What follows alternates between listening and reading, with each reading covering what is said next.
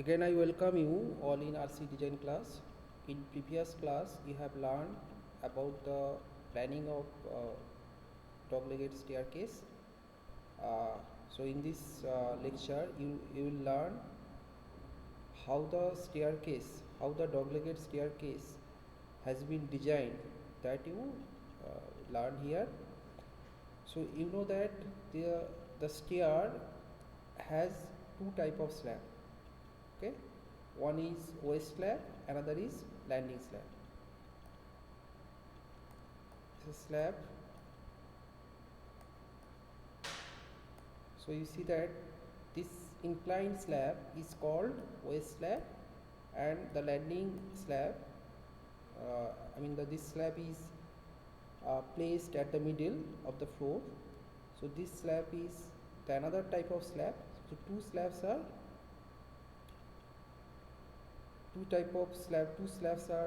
used. One is waist slab, another is landing slab.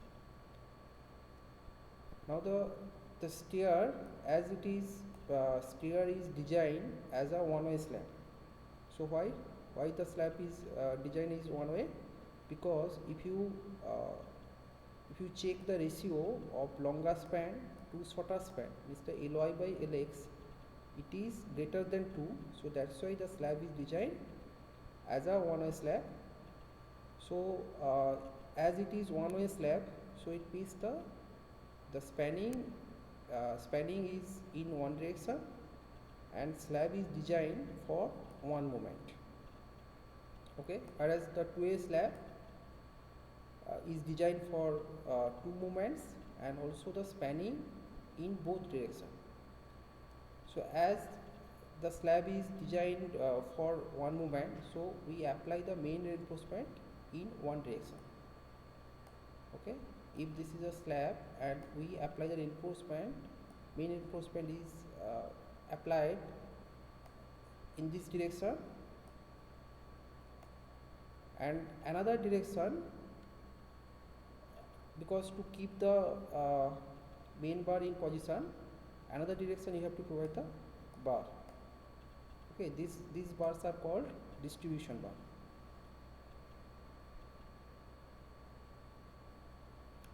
So obviously this reinforcement apply at the bottom, and the distribution bar placed at the right angle to keep the main bar in position. Now the function of distribution bar. Why the distribution bar used? Already I have explained. Actually these bars are basically used to keep the main bar in correct position during concreting. So it means if I am not using any distribution bar, then what happened during concreting? So these bars are displaced from its position. It is displaced. So that's why to keep the main bar in position, you have to use distribution bar in the orthogonal direction. Okay, in the right angle, these bars has to be placed. Another function is it assists in distribution of the stresses caused by the superimposed loading, temperature changes and shrinkage during hardening. So you know that when the superimposed load is subjected, the stress is developed. Now the stress is transferred from distribution bar to main bar. So these are the distribution bar which are placed in orthogonal direction with respect of main bar, and the stresses is transferred from distribution bar to main bar. And similarly, due to temperature changes also the stresses developed. Again these stresses is transferred from distribution bar to main bar. And also you know that shrinkage is a common phenomena which will occur in concrete. So due to shrinkage also stresses developed, again it is transferred from distribution bar to main bar. So these are the function of distribution bar. So distribution bar is very important to keep the main bar in position, as well as to distribute the stress which is developed due to superimposed loading, temperature changes and shrinkage.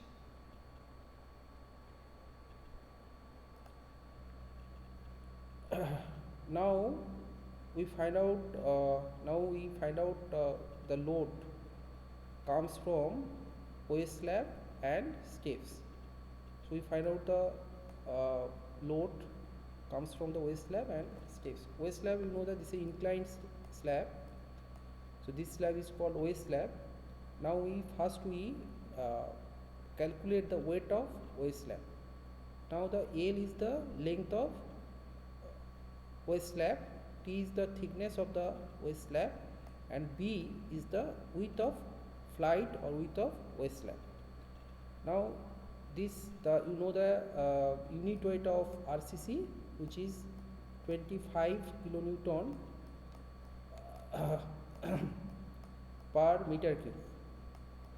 If I multiply length, width and thickness, then we get the weight of waste slab, which is acting normal to the surface. Okay, obviously it is downward, it is acting normal to the surface. Where B is the width of flight. Now this load is converted on the projected horizontal length. So this flight, which is the inclined slab, the projected horizontal length is this much is the projected horizontal length. The projected horizontal length is how much?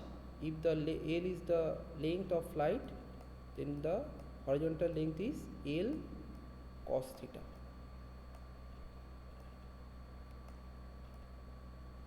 So theta is the angle makes with horizontal. So the cos theta is how much? Cos theta is the step is raised over waste slab. Now this angle is theta. Now if this angle is theta, then this angle is also theta. So cos theta is, so this vertical height which is called riser, and the horizontal distance which is called tread. So of a particular step. Now this angle is theta, so the hypotenuse length is root over r square plus t square. Now the cos theta is how much? Base by hypotenuse. So cos theta value is base means t by hypotenuse length root over r square plus t square. Now this load is converted on projected horizontal length. How much load is acting to the horizontal length, projected horizontal length. So that is how much? The weight divided by projected horizontal length. Projected horizontal length is L cos theta.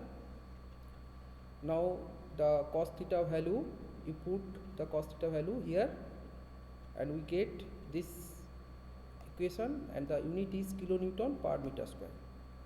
Now again this load is converted to the plan area. You see that this is per meter length. Okay.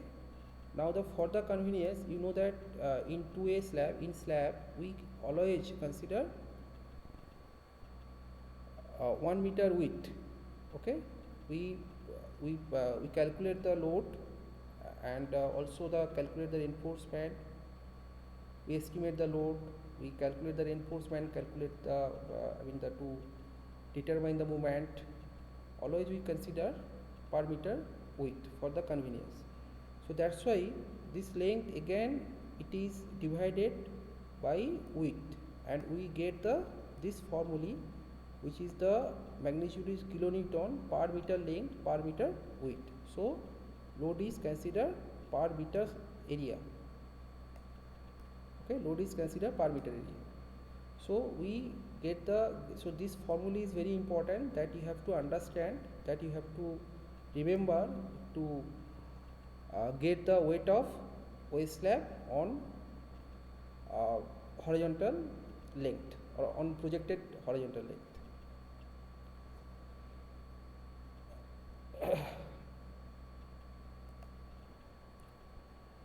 Similarly, we calculate the weight of steps. You know that steps is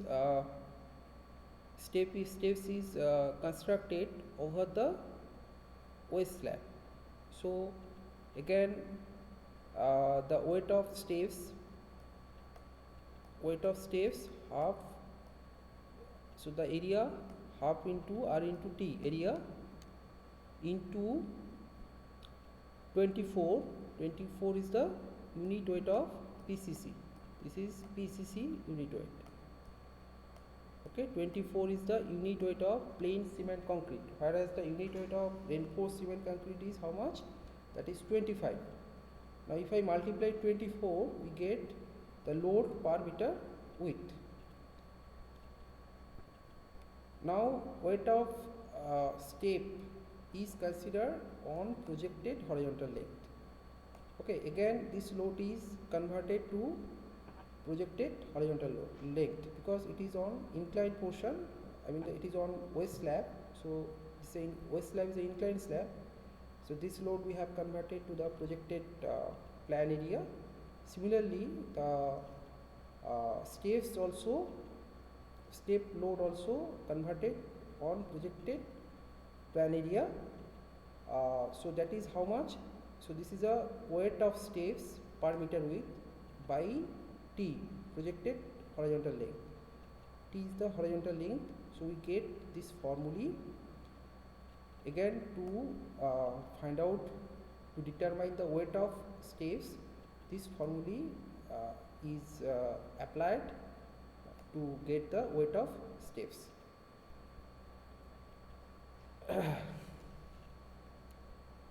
Next, the effective span of stair. So you know that the effective span depend on the position of support. So actually, the where the support you are where the support you have used. So based on that, the effective span is calculated. So based on the position of support placement. So where the support is used. So based on that, the effective span will come. So effective span is determined following codal provision. So here the codal provisions are given to determine the effective span of stairs. You see that one stairs given, dog-legged stair. If I use so this is a provision 1.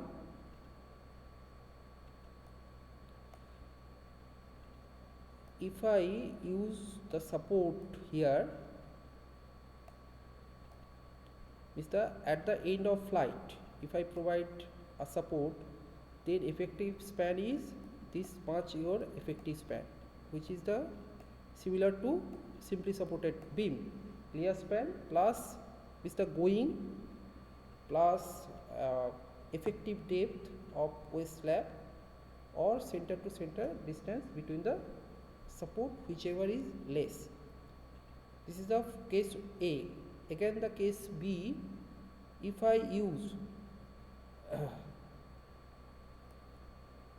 this type of support, now remove this support. Here the one support I have given, again here the another support I have used.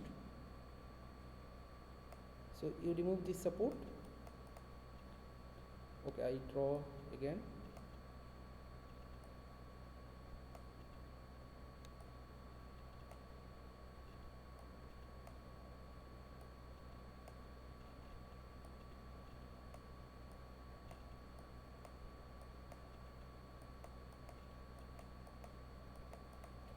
Okay, if at the if I use the beam here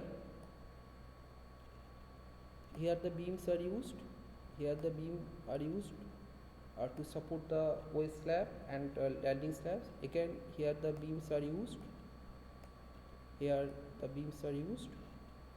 Then what happened? Then uh, the effective span is, so you first you take the center line between the support, draw the center line between the support. This is center line.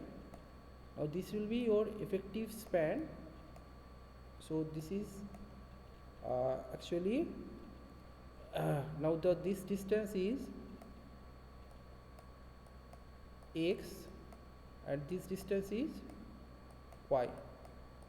Okay, so if x, similarly in the right side also the x and y, so effective span is how much, this is center line, how much g plus, if the such type of support are used, okay, perpendicular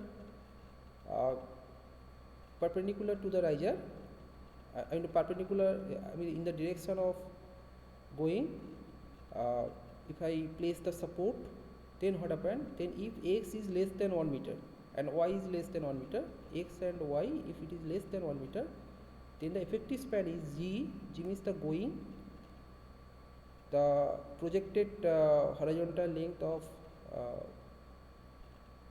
flight, g, and plus x plus y.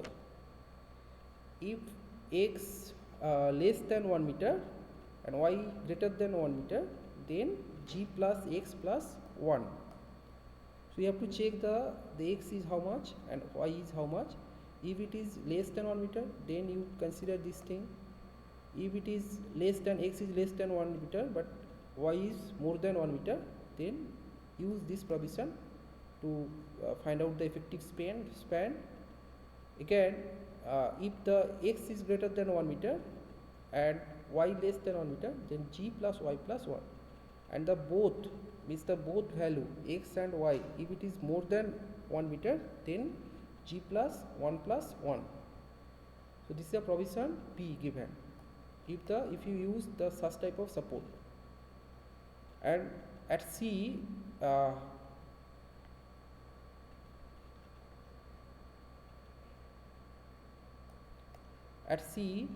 if I use the support at the end of landing slab, Mr. Here if I provide a support, then what happened, then it is considered effective span, again it is center to center distance, okay, between the support or clear span plus effective weight, whichever is less.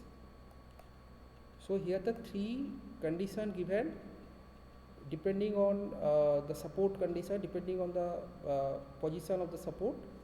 If the support are used, if the beam are used at the end of flight, means this one, if I use support beam in the direction of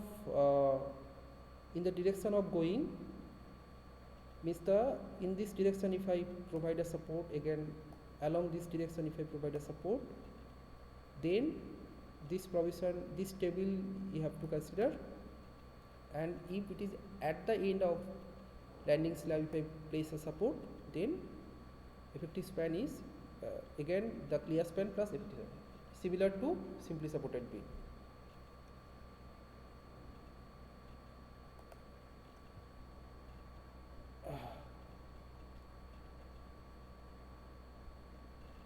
Now the design example of a dog-legged stair.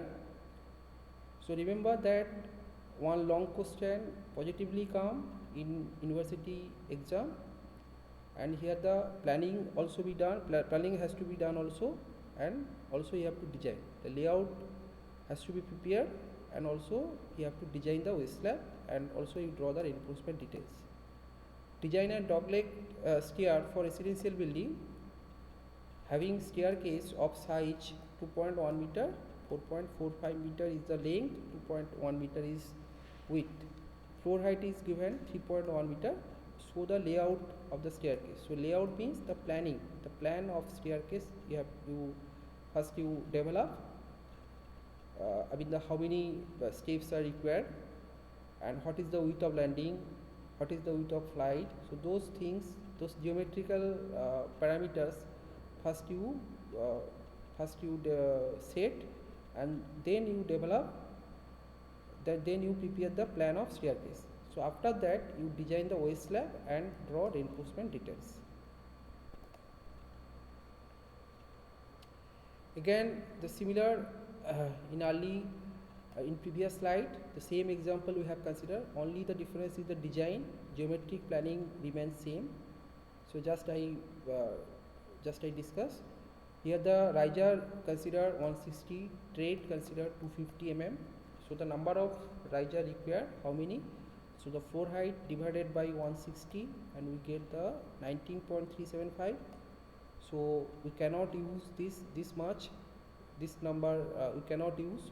So we provide 10 risers in each flight. So the number of tread in each flight how much? 10 minus 1 9 number. Hence length of flight on projected plan is, so length of flight is how much on projected horizontal length is how much? That is 9 into 250, which is equal to 2250 mm. Now the remaining distance is divided equally in land portion. So hence width of landing slab is 4450 minus 2250 divided by 2, and we get 1.1 meter. Now width of flight is how much? Width of stair is how much? 2.1. So 2.2100 divided by 2, so we get the 1050. So this is the width of flight and this is the width of landing. So we develop the layout of dogleg staircase. So you see that the landing, then this is the upward direction, then 180-degree turn, downward direction.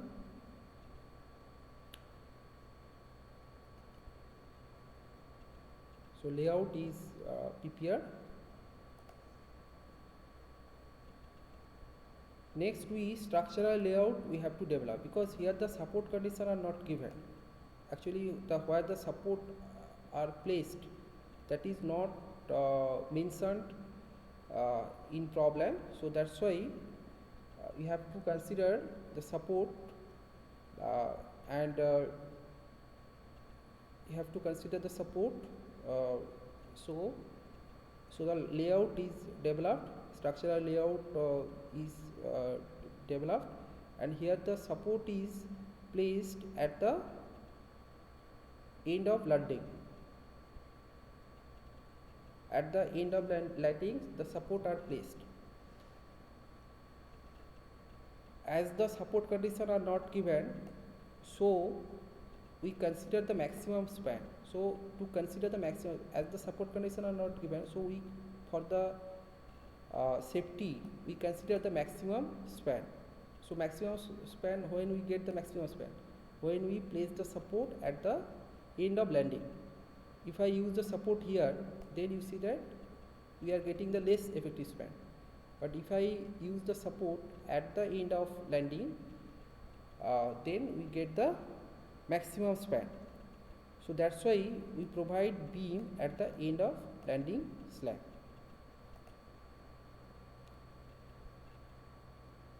So in step 1, calculate effective depth from deflection criteria. So first in step 1, first we determine the effective depth from the deflection criteria, and the condition the support condition is, we consider the simply supported condition. The simply supported condition is considered.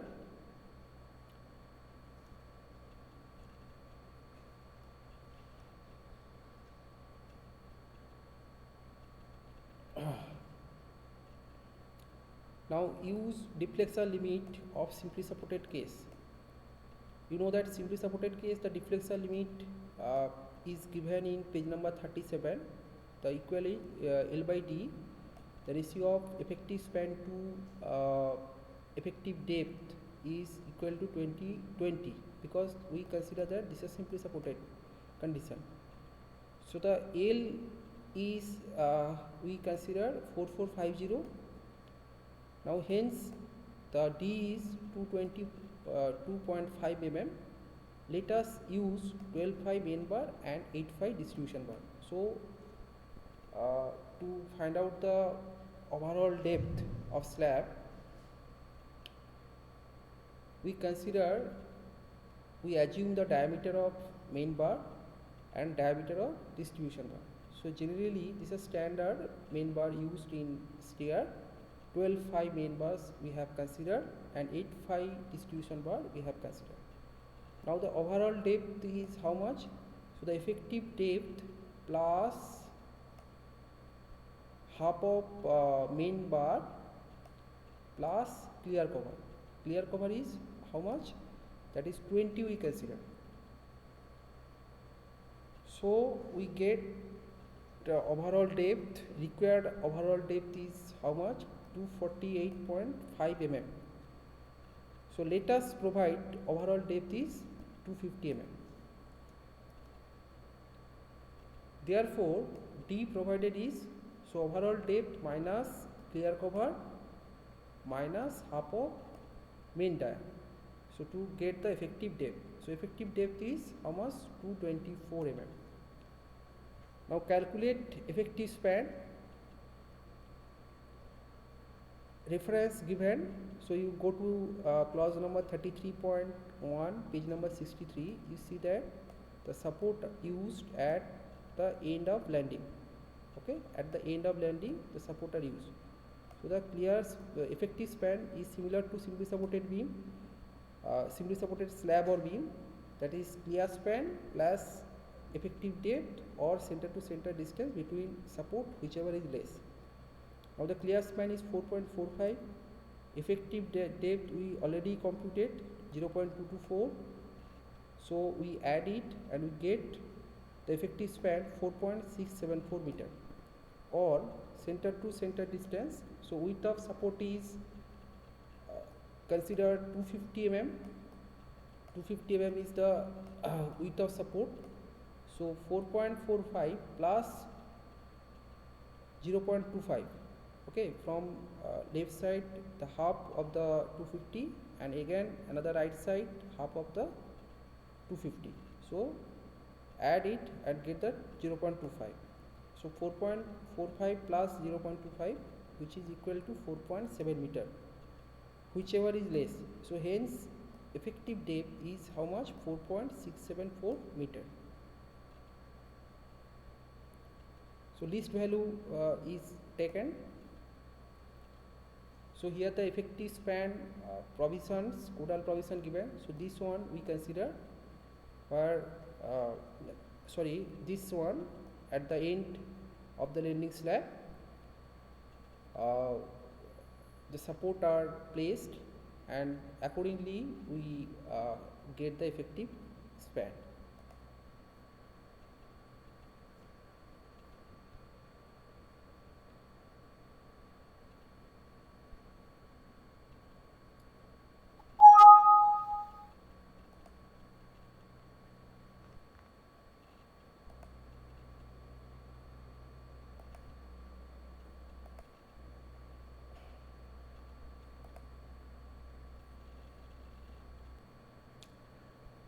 Now next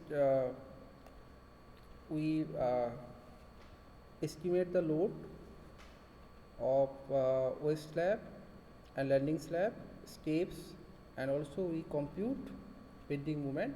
So that is step 3.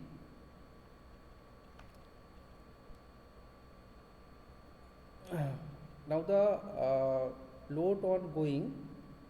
So on going portion the waste slab and over waste slab the steps are constructed.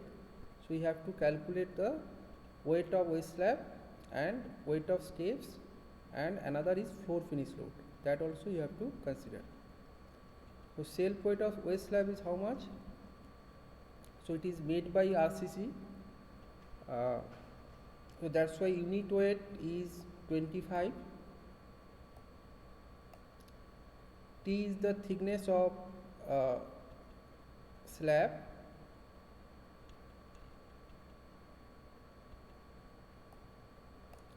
So T is the overall depth of slab, and that is 250. Okay, actually here I did a mistake. So this is 0.250 because the overall depth of slab is 250. Into this formulae already we have derived. So the height of riser is 160, width of tread is 250, again divided by width of tread, and we get 6.65 kilonewton per meter square. Now the weight of steps is how much? Half into R is the riser. Again this formula already we have derived. So using that formula we get the weight of step per meter square is how much? 1.92. Again the floor finish load we have considered, because the different floor finish you may use. So whatever you consider, we consider that is maximum 1 kilonewton per meter square. Always it is fixed. Now the total dead load is 9.57 kilonewton per meter square, and the live load is 4 considered, because why the 4 is considered? Because you know that in residential building normally we consider 2.5 kilonewton per meter square at the floor level, but in stair portion we consider more live load, because the stair may be overcrowded or may be overloaded. So overcrowded means overloaded. Okay, so that's why, and also the stair is very important component of the building. So there is a chance that stair may be overloaded, overcrowded. So that's why more live load is considered compared to floor level. So whereas the in floor 2.5 is considered, but for stair design we consider more live load. It is also given in IS 875 part 2. So the in stair portion, as there is a chance that stair may be overloaded, may be overcrowded. So that's why the live load is extra live load is considered, and we consider 4. So now that this two load is combined, and we get 13.57.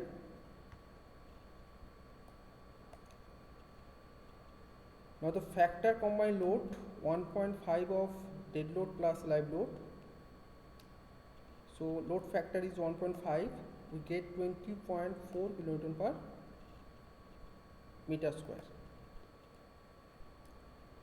Similarly, weight of landing slab, the landing portion, the weight of slab, the depth of slab is 250 into 25 is multiplied. The 6.25 floor finish load 1 kilonewton per meter square. Now the total dead load is 7.25. Live load is, again the 4 is considered, and the combined floor load 7.25 plus 4, 11.25. The factor combined load is 1.5 is multiplied with dead load plus live load, and we get the total factor load. Total combined floor load is 16.9 kilonewton per meter square. So using the table, the combinations are done. Combination is made, and the factor of safety, the respective factor of safety is used. The reference given page number 68. So this table is given in IS 456 2000 in page number 68. Next we compute bending moment. You see that the support are used at the end of landing. Okay, so the load we consider, you see that this is a flight portion, is the going portion, the how much load comes, the how much factor load comes, that is 20.4 kilonewton per meter. Whereas in landing portion, the 16.9 kilonewton per meter load comes. Now, actually to find out, to get the bending moment, so it is difficult. It will take time to find out the maximum bending moment and maximum shear forces, as the two different loadings are subjected, so it will take time. So that's why the simplified loading diagram is considered. So how we consider the simplified loading diagram?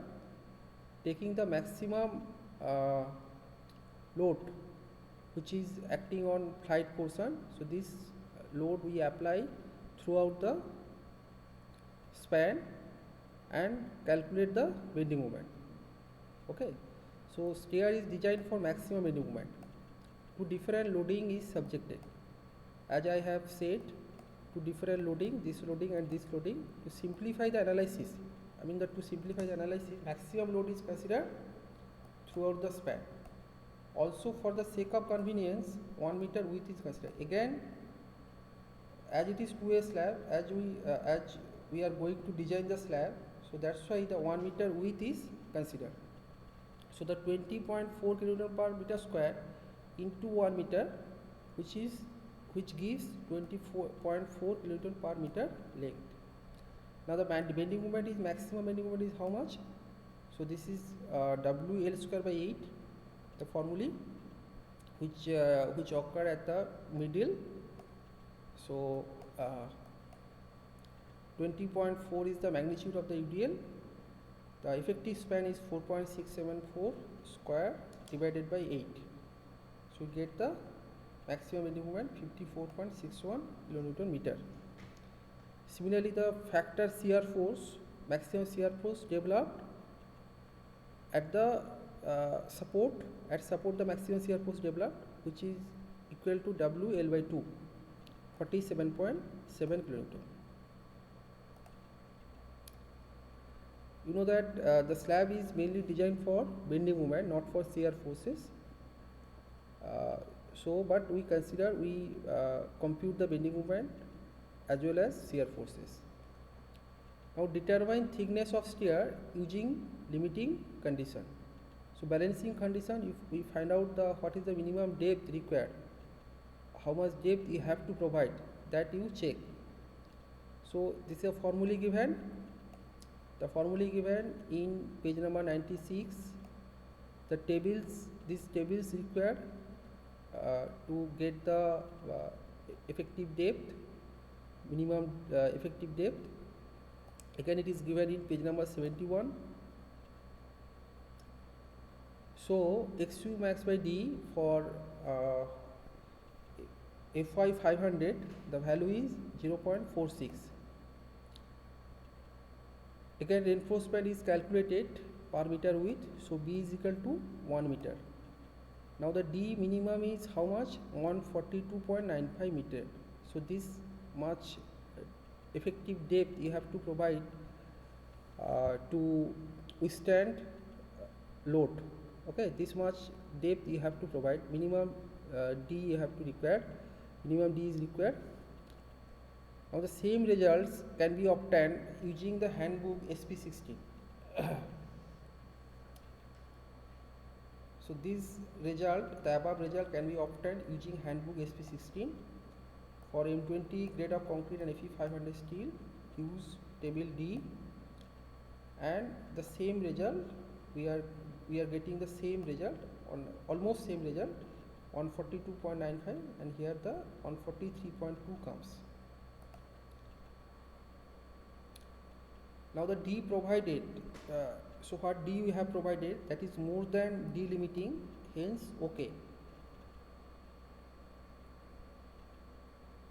So as the greater D is provided, so then delimiting section is underimposed. That we have already explained why the section is underimposed. If I provide more D than delimiting, It is a thumb rule to make the section underenforced, but it is a good practice to check the underenforced condition later. So this is a thumb rule. If I provide more D than delimiting, then the section become underenforced. If D provided less than delimiting, then you need to increase the depth and load calculation is done accordingly. Here B is considered 1 meter. The unit value of width of slab is considered to calculate moment and reinforcement. So that point also you have to note. So for the designing of slab, always we consider unit value of width has to be taken to calculate moment and reinforcement for the sake of convenience. Another is the uniform thickness is provided in entire stair slab. The stair slab is in both slab is the waist slab as well as landing slab.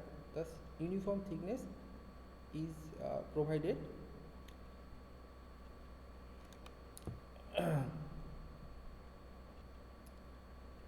In step 5 we calculate area of steel for main reinforcement and distribution bar. So area of steel is obtained using maximum span moment, and the formulae, this formula you know, it is given in page number 96. Again the simplified formula used to compute steel, which is derived from above. This formula you remember, this simplified formula which was derived from this above formula. This formula given in IS 456 2000 page number 96, where R is equal to mu by BD square. The unit is Newton per millimeter square. Now we find out the R. R is how much? 1.09 Newton per millimeter square.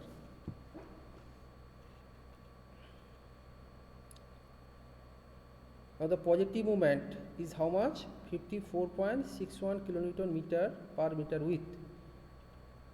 Now the PT by 100, again, so use this formula and the value you put here. So we get PT value 0.0027. So the PT is how much?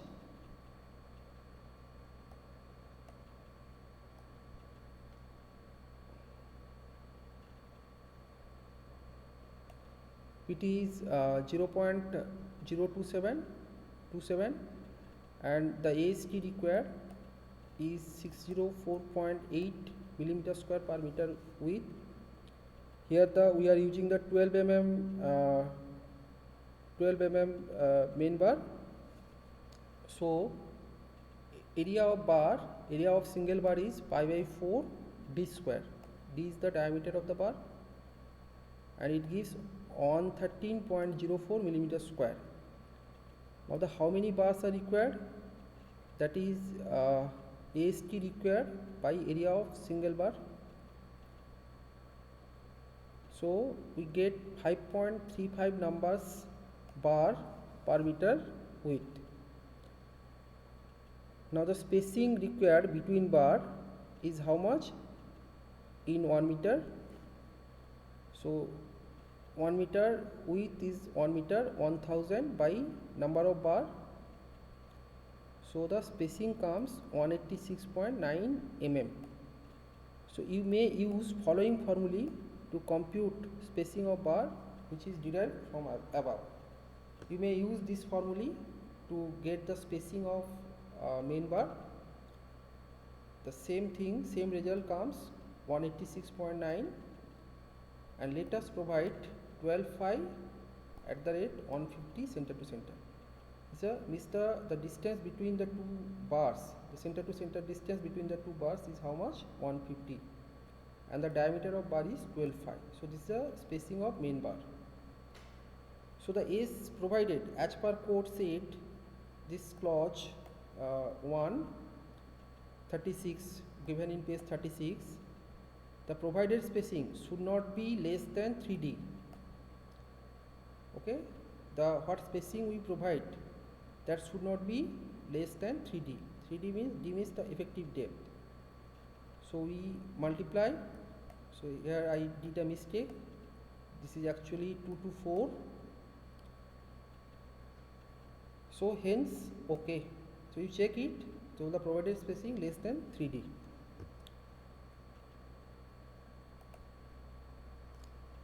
Now the distribution bar. So you have to provide the distribution bar to keep the main bar in position, in corrected position during concreting. Otherwise, if we are not using the distribution bar, then main bars are displaced. So the designs, so the structure will be collapsed. So that's why the distribution bar you have to provide. And court said distribution bar has to be provided 0.12% of gross cross-sectional area. Here the provision given: minimum reinforcement for plain bar. The distribution bar, plain bar, 0.15% of the total cross-sectional area. And however, this value can be reduced to 0.12% when high strength deformed bars or welded wire fabric are used. Means that if I use high strength bar, then 12% of gross 12% of total cross sectional area. Otherwise, if the plain bars are used, then you may use 0.15%. So which one we consider? Obviously the 12%, because the high strength deformed bars are used. So 12% you have to provide, you need to provide 0.12% of total cross sectional area. So the B, and this thing you note, the D is the overall depth, because the cross sectional area cross sectional area is how much? B is the width of slab and D is the overall depth. So the area of steel, the distribution steel is how much? That is 300 millimeter square. Now the diameter of main bar is 8 mm. So the area of bar is pi by 4 d square. D is the diameter of the distribution bar. So which is equal 50.24. Now the number of bar is required. The area of steel by area of single bar. So we get 5.97 numbers per meter width. So the spacing required per meter width, 1000 is the width, and so in per meter width how many numbers are required? 5.97. So we divide it and we get the spacing between two bar, which is the 167.5 mm. So you may use following formula to compute spacing of bar, which is derived from above. So from above we get this formula. Using that formula, the same spacing, we are getting the same spacing. So let us, so this is a provided spacing, let us provide 8 phi at the rate of 160 center to center. Now again we check the as per code set, the provided spacing should not be more than should not be less than 5 times the effective depth or of a solid slab or 450 mm, whichever is smaller. So either the what spacing we provide, that should not be less than 5D or 450 mm, whichever is less.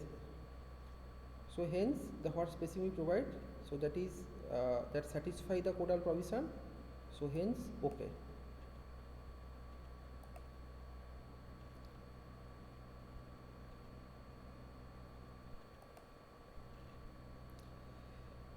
So summary of the reinforcement, you see that main bars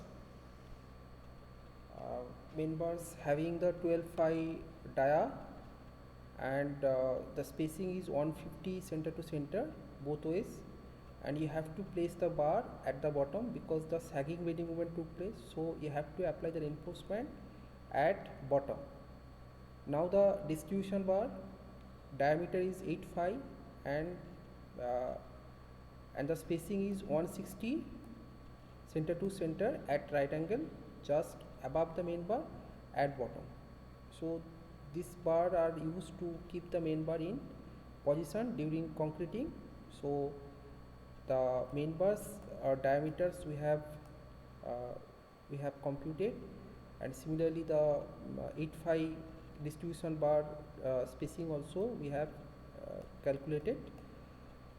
Now the above result can be verified using SP16. So use the SP16. This parameter is required, mu by bd square.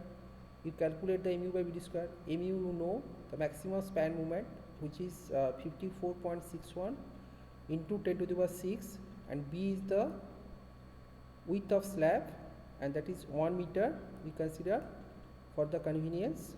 Always the unit width is taken. So effective depth is 224 square, so we get 1.08 Newton per millimeter square.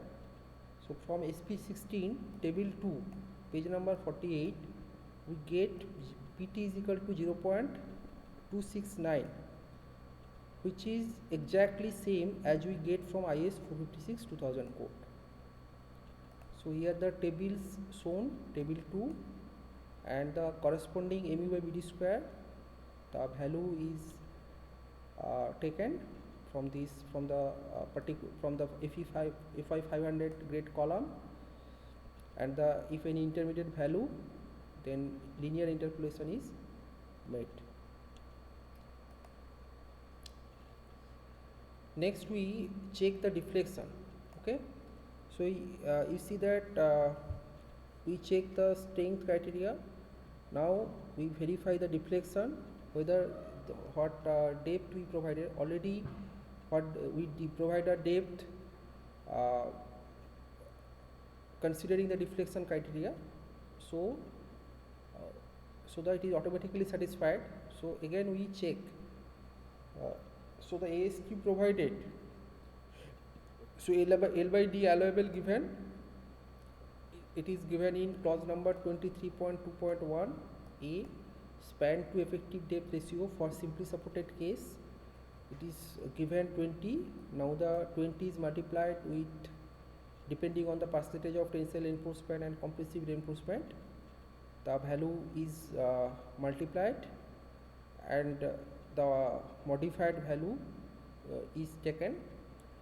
So AST provided is to obtain the KT. So you see that this, depending on the area and stress of steel of tension reinforcement, the values shall be modified by multiplying with the modification factor obtained as per figure 4. So using the figure 4, we need to find out the modification factor. So for that you need a percentage of tension reinforcement. So ST provided 1000 into AB by S. S we know. So 753.6 millimeter square is the provided steel. Now the PT is 100 into ST by BD. So we get 0.34. To check the deflection, always note because deflection took place, maximum deflection took place at the middle. Okay, so that's why maximum span moment is considered. Now Fs is required, the stress of steel, which using that formula 0.58 Fy into AST required by AST provided. So this is a required steel and this is a provided steel. So we get 232.7. So this Fs value between 240 and 190. So imagine, so it is near to 240.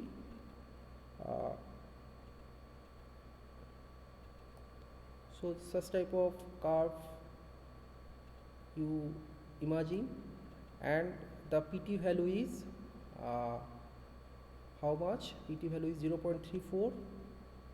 So this is this value. So you project on the curve, a projection drawn on the curve, and it intersect value again it project on horizontal vertical axis. So you see that it is around 1.65.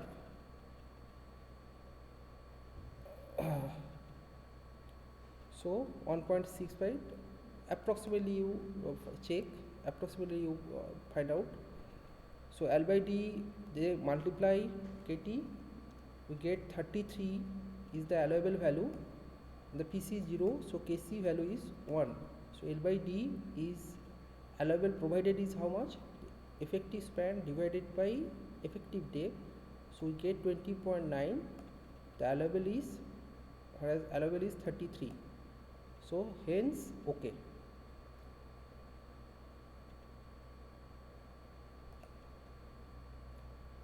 Next, the development length check, already that I have explained in continuous beam, designing continuous beam, simply supported beam.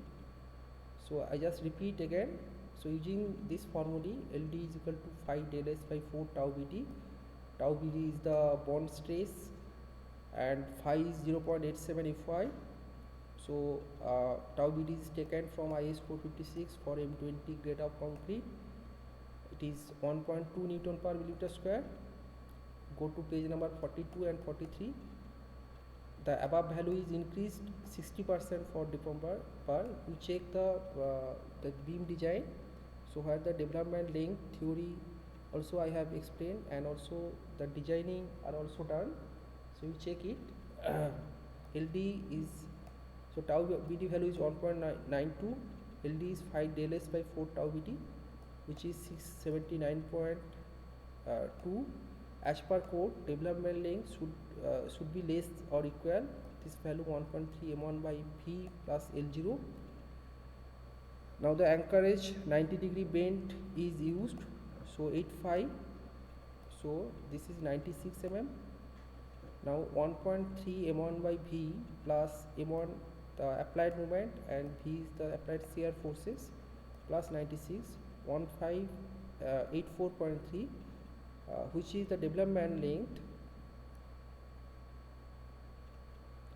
So what development length we provide, that is less than 1584.3 mm, hence okay. Now this is the reinforcement details, and the reinforcement details are drawn in AutoCAD. You see that the reinforcement, bottom reinforcement are used. This is the main bar, okay, and above main bar the distribution bars are used. Now this bar is extend to the top and it is continuing, and also you see that here the top reinforcement are also used, because we consider it is a simply supported, but actually in reality this support never simply supported, always have some partial fixity. So that's why you have to, for the safety regime, you have to apply the reinforcement at the top also, because the when the fixity comes, then negative moment is developed. So the negative moment means the reinforcement has to be applied at top. The tension develop at bottom, at top, so the reinforcement also apply at the top. So that's why this bar are used. Again here also the bottom reinforcement also used. This length should be L by 3. Okay, the reinforcement details drawn, the scale is 1:25. The reinforcement details again it is shown here. Scale 1:2, torsional distribution bar spacing given 180 160 center to center, whereas the main bar spacing 150 center to center, and the depth of height of riser and the width of step. So here I end, the design is finished. So if you follow the steps, and the design is not difficult, you practice it, and you if you follow the steps and you just follow the codal provision, then you can easily design it, So here the one assignment I have given, assignment 8. So here the staircase room given, floor height given. Similarly, the layout of staircase means the plan you prepare, layout you prepare, and after that design the waist slab and then you draw the reinforcement. So such type of reinforcement details are drawn, such type of reinforcement are drawn, used in stair. So you follow, you practice it. Okay, here I end my lecture. Thank you.